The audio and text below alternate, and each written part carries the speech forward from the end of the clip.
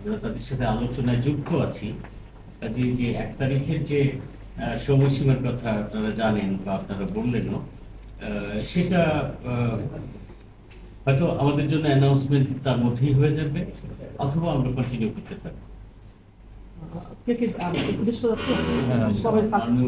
যাচ্ছেন, আমি যাচ্ছি, খলিলুর রহমান স্যার যাচ্ছেন, বিশেষ করে উনি আমাদের নিরাপত্তা প্রতিষ্ঠান যাচ্ছেন, এবং আমার অফিস থেকে এডিশনাল সেক্রেটারি একজন যাবেন। কবে যাবেন? আমরা কালকে সন্ধ্যায় যাব। তার মানে যে আলোচনাটা হচ্ছে আপনারা কিন্তু সময়টা পেয়েছেন 29-30, আপনারা আশা করছেন যে আগস্ট এই কয়েকদিনেই হবে, নতুন একটা সময় বাড়াবে? না, এর মধ্যেই হয়তো ফলাফল কিছু হবে, এর মধ্যেই হয়তো ফলাফলটা হয়ে যাবে বলে আমার ধারণা, ব্যক্তিগত। স্যার, প্রশ্নটা হলো, আপনি ওই আগের দিন এখানে বলেছিলেন যে তাদের সাথে বাণিজ্য বাড়ানোর চেষ্টা করছেন, সেখানে একটি বোয়িং কেনার কথাও বলছিলেন। আমরা একটি গণমাধ্যমে জানছি যে 25টি বোয়িং কেনার সিদ্ধান্ত, আসলে কি সিদ্ধান্তটা তাদের কাছ থেকে বোয়িং কেনা হচ্ছে বা কয়টা কেনা হচ্ছে? দেখেন, বোয়িং এটা কিন্তু এই বিজনেসটাকে যুক্তরাষ্ট্র সরকার করে না, বোয়িং কোম্পানি করে। আমরা 25টি বোয়িং এর জন্য অর্ডার দিয়েছি, এরকম অর্ডার কিন্তু যেমন ভারত দিয়েছে 100টা, ভিয়েতনাম দিয়েছে 100টা, ইন্দোনেশিয়া দিয়েছে 50টা, এরকম বিভিন্ন দেশ দিয়েছে। এখন বোয়িং কোম্পানির ক্যাপাসিটি অনুযায়ী কিন্তু তারা এগুলো সরবরাহ করে। যে সরবরাহটা তো ডেফিনিটলি অনেক সময়। স্যার, 25টার জন্য কতদিন সময়? কি 25টা সংখ্যাটা? না, এটা আমরা এই ব্যবসায়ের ধরন অনুযায়ী প্রথম আদেশ যারা দেয় তাদেরটা আগে সরবরাহ করে, অথবা তারা তাদের মতন করে সেই প্রতিষ্ঠানের নিয়ম অনুযায়ী তারা সরবরাহ করে। আমাদের ইমিডিয়েট কিছু একটা দরকার, আমাদের 2-1 বছরের মধ্যে দরকার, হয়তো আমরা 2-1 বছরের মধ্যে কিছু পাবো।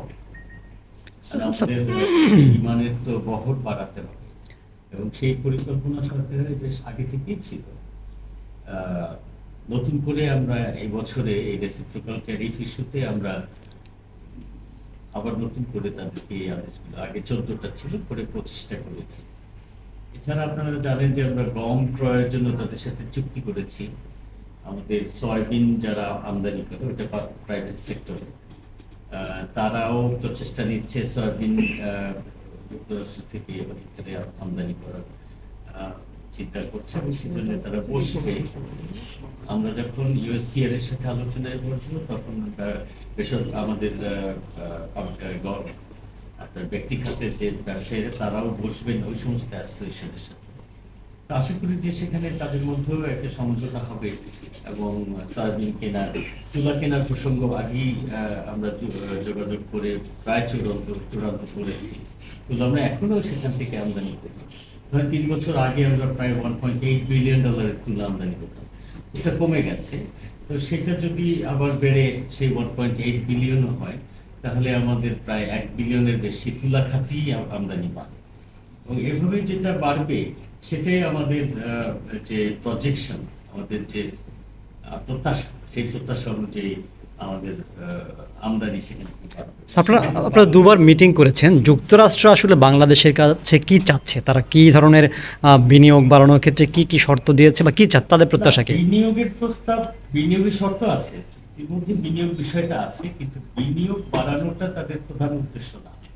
আপনারা এই 2রা এপ্রিলে যখন ঘোষণা হয়েছে, তখনই আমাদের সবার কাছে ক্লিয়ার হয়েছে যে সারা পৃথিবীর সাথে যুক্তরাষ্ট্র 1.3 ট্রিলিয়নের বাণিজ্য ঘাটতি আছে তাদের বিপরীতে, তাদের বিপক্ষে। তো সেইটা অন্যান্য দেশ, তাদের সাথে যারা বাণিজ্য ব্যবসা করে, সেই সমস্ত দেশ যদি একটু বর্ধিত হারে তাদের দেশ থেকে আমদানি করে, তাহলে তাদের বাণিজ্য ঘাটতি কমে, এটা তাদের উদ্দেশ্য। এই বাণিজ্য ঘাটতি কমানোর জন্যই কিন্তু তারা এই রেসিপ্রোকাল ট্রেডকে ইম্পোজ করেছে পৃথিবীর 154টা দেশ বা তারও বেশি দেশের। তো উদ্দেশ্যটা তাদের বাণিজ্য ঘাটতি কমানো। স্যার, আমরা যে যুক্তরাষ্ট্র থেকে গম বা অন্যান্য যেগুলো আনছি জিনিসপত্র, আমরা তো এখন যাদের থেকে আনছি, তো সেক্ষেত্রে কি তাদের সাথে আমাদের সম্পর্কের কি কোনো ঘাটতি হতে পারে কিনা? যেমন গম আমরা ইউক্রেন থেকে আনছি বা অন্যান্য জিনিসপত্র। স্যার, একটু সাপ্লিমেন্ট করি যে যুক্তরাষ্ট্র থেকে গম আনলে আসলে খরচটা কি হবে? কারণ গম মানে যতদিন শেষে আমরাই আসলে রুটি খাই বা যা করি না কেন, ভোগ্যপণ্যতা আমাদের আসলে খরচের বোঝা কতটা বাড়বে সেটা একটু জানতে চাই। দেখেন, আমাদের সরকারি খাতে 1 মিলিয়ন টনের মতন গম আমদানি হয়, আর বেসরকারি খাতে হয় প্রায় 8 মিলিয়নের, আমাদের মোট 9 মিলিয়নের মতন গমের চাহিদা আছে। এখানে কখনোই একটা দেশ থেকে বা ইউক্রেন থেকে বা রাশিয়া থেকে পুরো গমটা আনা হতো না। আগেও ইউএস থেকে গম আমদানি হয়েছে বাংলাদেশে, হতো, সবসময় আমদানি। আপনি দেখবেন যে উন্নত মানের আটা যেটা দিয়ে আসলে ময়দা বলি সেটা কিন্তু আসলে যুক্তরাষ্ট্র বা কানাডা থেকে আসে। আর বর্তমানে ইউক্রেন থেকে যে গমটা আমাদের আসতো আগে, সেটা এখন আমাদের রেড সি এরিয়ায় কিছু ভোলাটিলিটি তৈরি হয়েছে, সেখানে বিবাদের কারণে, বিবাদমান গ্রুপের কারণে সেই সাপ্লাইটা কিন্তু আপনার আগের মতন ওই নিরুপদ্রব নাই। এখানে যথেষ্ট সন্দেহ আছে যে আবার আমার অন্য সোর্সে সাফিসিয়েন্ট সয়াবিন থাকে না, তো আপনাকে তো ওখান থেকে আনতে হবে, তাই না? স্যার, বা আপনি উন্নত মানের গমটার জন্য আপনাকে কানাডা বা ইউএসএ যেতে হয়, কারণ আপনার ময়দার প্রয়োজনটাও তো আছে। তো সেই সমস্ত বিষয় বিবেচনা করেই তো ব্যবসায়ীরা এগুলি করছে। তাহলে এতদিন তো আমরা শুধু ব্যবসায়ীদেরকে সংযোগ ঘটিয়ে দিতে চাচ্ছি। কন্টিনিউ তো হয়নি। যদি এমনই হতো যে ইউএসএ থেকে সুবিধাজনকভাবে আনা যেত, তাহলে এই যে মাঝখানে যে গ্যাপটা হয়েছে কন্টিনিউ তো হতো, ব্যবসায়ী কন্টিনিউ করতো নিশ্চয়। সুবিধা আছে বলেই একসময় গত বছরের আগের বছরই কিন্তু $1.8 বিলিয়ন কটন আমদানি হয়েছে যুক্তরাষ্ট্র থেকে। এবছরে সেটা 600 মিলিয়নের মতো গত বছরে, তো এটা কমে গেল। তো এর আগে যে 1.8 বিলিয়ন আসছে, অসুবিধা থাকলেই তো আনতো না তারা, তখন তো সরকার তাদেরকে বলে না যে আপনারা ইম্পোর্ট করো। প্রভাব দেশের বাজারের উপরে তেমন কিছু পড়বে না।